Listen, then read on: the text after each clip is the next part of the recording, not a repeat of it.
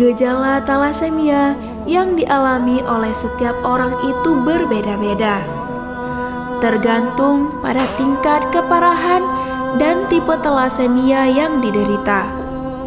Untuk bekerja dengan normal, hemoglobin memerlukan 2 protein alfa dan 2 protein beta.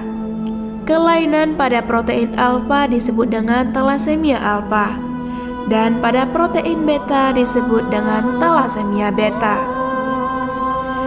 Jika terjadi banyak mutasi pada material genetika yang membuat hemoglobin, maka talasemia yang diderita akan parah. Untuk kasus yang parah, transfusi darah akan sering dibutuhkan. Namun, jika mutasi yang terjadi sedikit atau terbatas, maka gejala bisa lebih ringan.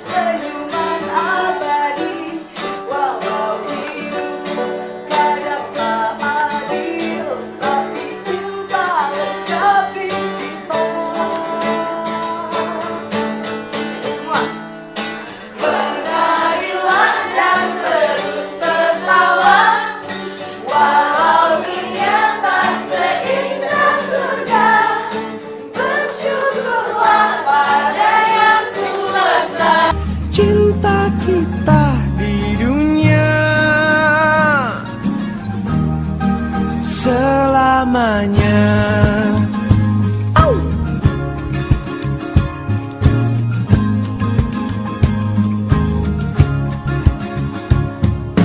Cinta kepada hidup memberikan senyuman abadi.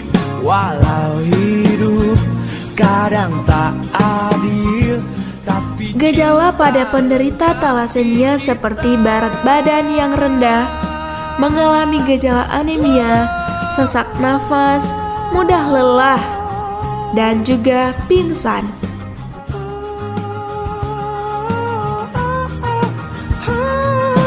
Laskar pelangi takkan terikat waktu. Jangan berhenti mewarnai jutaan mimpi di bumi.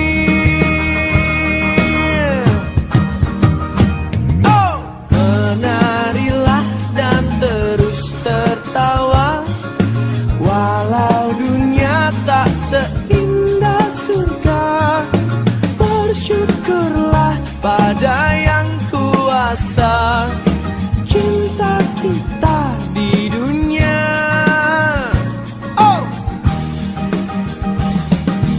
Menarilah dan terus tertawa, walau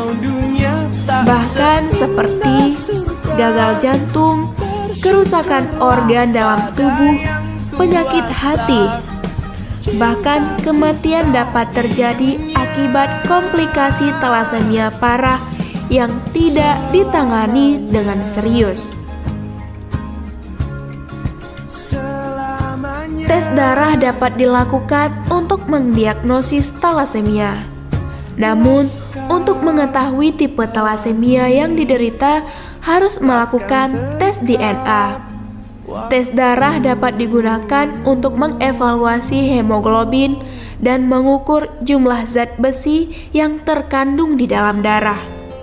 Selain itu, tes darah juga bisa untuk menganalisis DNA guna memeriksa apakah seseorang memiliki gen hemoglobin yang mengalami mutasi.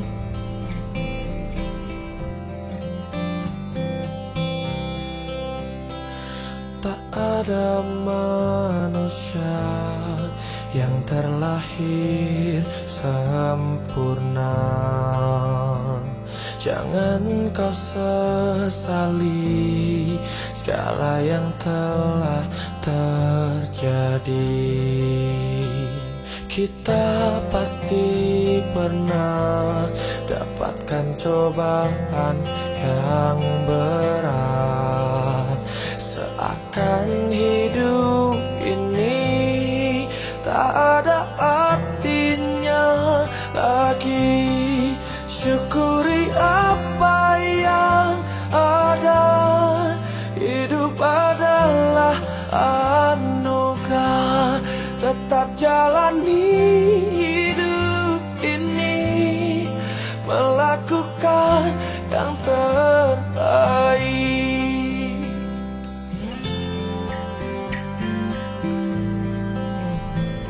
Talasemia kemungkinan dapat diobati dengan 2 metode perawatan, yaitu dengan transfusi darah tali pusat dan transplantasi sumsum tulang.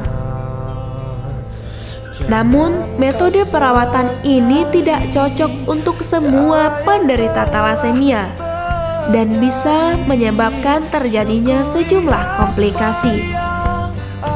Transfusi darah secara rutin diperlukan bagi penderita talasemia beta. Namun hal ini bisa berakibat kepada penumpukannya zat besi di dalam tubuh dan menyebabkan gangguan kesehatan yang serius. Perawatan untuk menyingkirkan zat besi berlebih di dalam tubuh bisa dilakukan dengan terapi kelasi. Risiko terkena komplikasi talasemia dapat dikurangi dengan melakukan pemeriksaan kesehatan secara rutin. Beberapa kemungkinan komplikasi talasemia dapat terjadi adalah hepatitis, osteoporosis, pubertas yang tertunda, dan gangguan pada ritme jantung. Lalu bagaimana mencegah kelahiran penderita talasemia? Kelahiran penderita talasemia dapat dicegah dengan 2 cara. Pertama adalah mencegah perkawinan antara 2 orang pembawa sifat talasemia. Yang kedua adalah memeriksa janin yang dikandung oleh pasangan pembawa sifat dan menghentikan kehamilan bila janin dinyatakan sebagai penderita talasemia. Lalu bagaimana mengetahui seseorang adalah pembawa sifat talasemia? Karena penampilan sebagian besar pembawa sifat talasemia tidak dapat dibedakan dengan individu normal, maka pembawa sifat talasemia hanya dapat ditentukan dengan pemeriksaan darah dan juga analisis hemoglobin. Oleh karena itu, jangan pernah mengejek anak-anak penderita talasemia. Kita hanya harus membantu mereka-mereka yang menderita penyakit talasemia agar mengurangi penderitaan dari mereka-mereka yang mengalami penyakit itu.